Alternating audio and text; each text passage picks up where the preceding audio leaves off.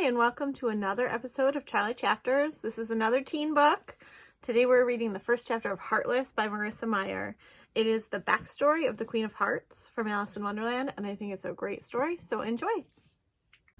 Heartless by Marissa Meyer. Chapter 1. 3 luscious lemon tarts glistened up at Catherine. She reached her towel-wrapped hands into the oven, ignoring the heat that enveloped her arms and pressed against her cheeks, and lifted the tray from the hearth. The tart's sunshine filling quivered, as if glad to be freed from the stone chamber. Kath held the tray with the same reverence one might reserve for the king's crown. She refused to take her eyes from the tarts as she patted across the kitchen floor until the tray's edge landed on the baker's table with a satisfying thump. The tarts trembled for a moment before falling still, flawless and gleaming.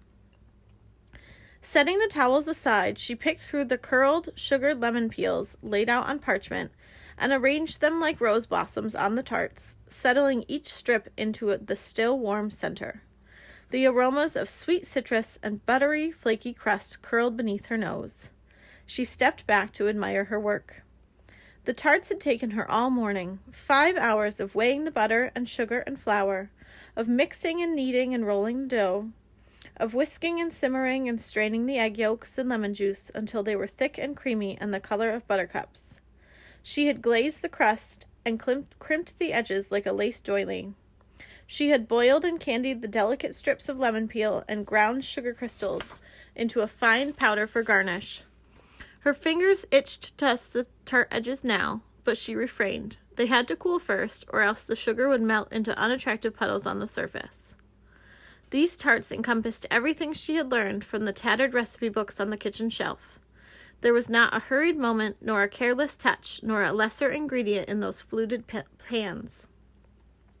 She had been meticulous at every step. She had baked her very heart into them. Her inspection lingered, her eyes scanning every inch, every roll of the crust, every shining surface. Finally, she allowed herself a smile.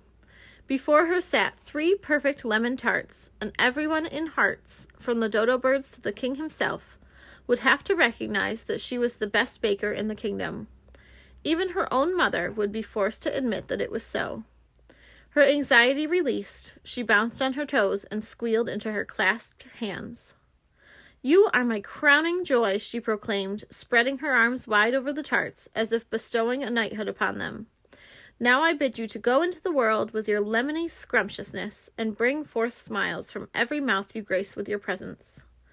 "Speaking to the food again, Lady Catherine?" "Aha, not just any food, Cheshire." She lifted a finger without glancing back. "Might I introduce to you the most wondrous lemon tarts ever to be baked within the great kingdom of Hearts." A striped tail curled around her right shoulder. A furry, whiskered head appeared on her left. Cheshire purred thoughtfully, the sound vibrating down her spine. "Astounding," he said, in that tone that always left Kath unsure whether he was mocking her. "But where's the fish?" Kath kissed the sugar crystals from her fingers and shook her head. "No fish." "No fish? Whatever is the point?"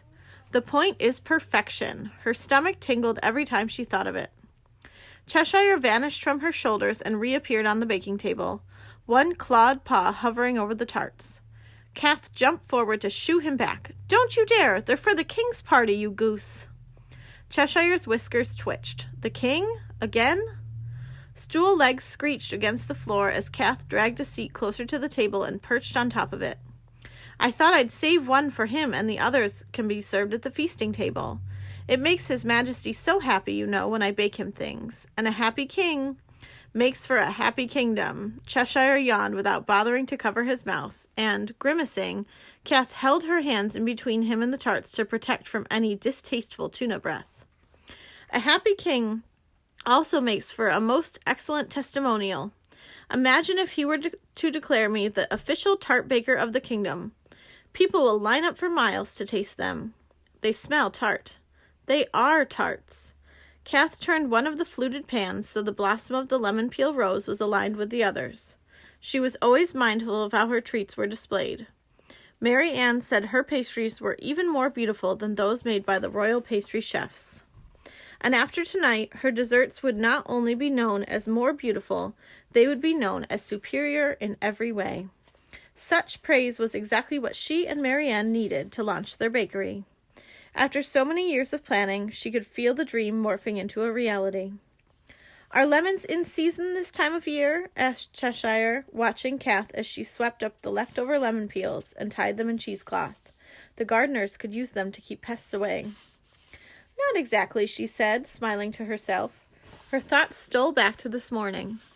Pale light filtered through her lace curtains, waking up to the smell of citrus in the air.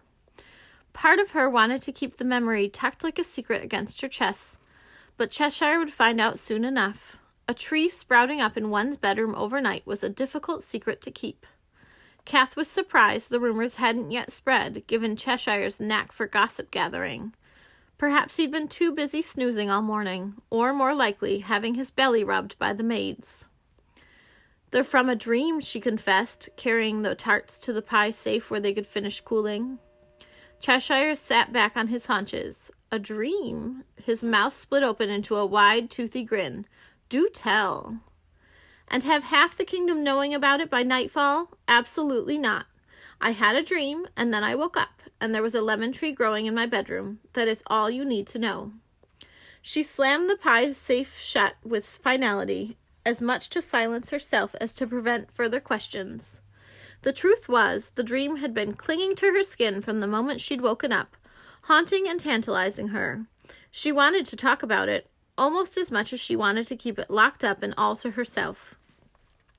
It had been a hazy, beautiful dream, and in it there had been a hazy, beautiful boy.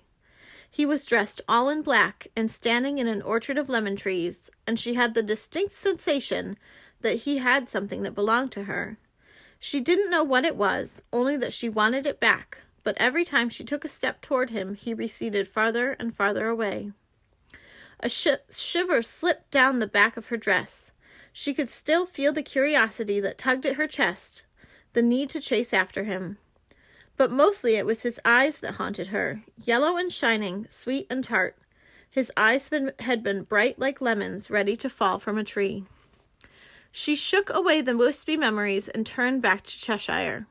By the time I woke up, a branch from the tree had already pulled one of the bedposts full off. Of course, Mama made the gardeners take it down before it did any more damage, but I was able to sneak away some lemons first. I wondered what the hullabaloo was about this morning. Cheshire's tail flicked against the butcher block. "Are you sure the lemons are safe for consumption? If they sprouted from a dream, they could be, you know, that kind of food." Kath's attention drifted back to the closed pie safe, the tarts hidden behind its wire mesh. "You're worried that the king might become shorter if he eats one?" Cheshire snorted. "On the contrary, I'm worried that I will turn into a house should I eat one. I've been minding my figure, you know." Giggling, Kath leaned over the table and scratched him beneath his chin. "You're perfect no matter your size, Cheshire, but the lemons are safe. I bit one before I started baking." Her cheeks puckered at the sour memory. Cheshire had started to purr, already ignoring her. Kath cupped her chin with her free hand while Cheshire flopped deliriously onto one side and her strokes moved down to his belly.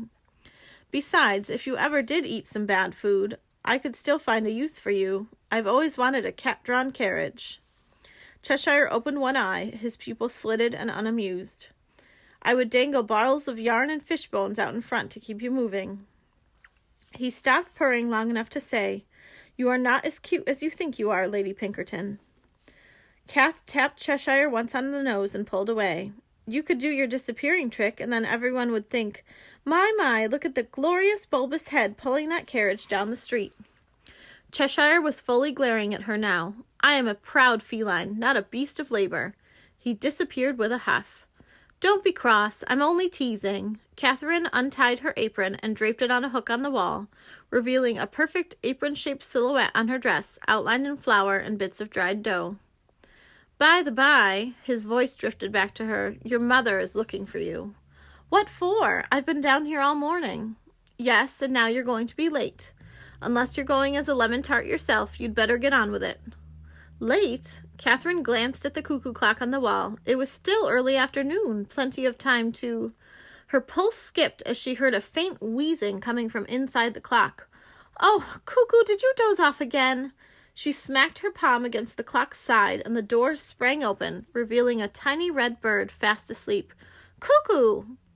The bird startled awake with a mad flap of his wings. "Oh my, oh heavens," he squawked, rubbing his eyes with the tips of his wings.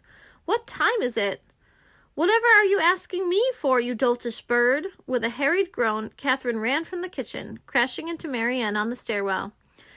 Lady Catherine, I was coming to, the Marchioness is—" I know, the ball. I lost track of time." Marianne gave her a fast head-to-toe glance and grabbed her wrist. "Best get you cleaned up before she sees you and calls for both of our heads." I hope you enjoyed hearing the first chapter of Heartless. This book is available on our ebook catalog, so check it out.